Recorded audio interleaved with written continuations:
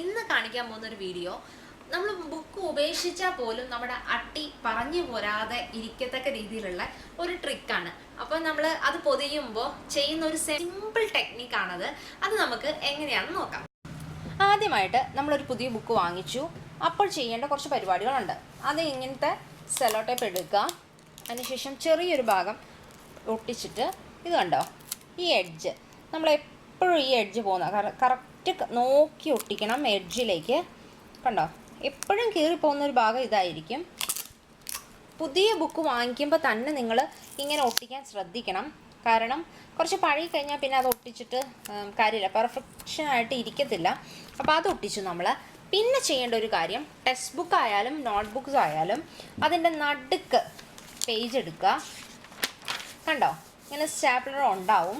അപ്പോൾ അവിടെയും കൂടി വളരെ ചെറുതായിട്ട്, കാരണം നമ്മൾ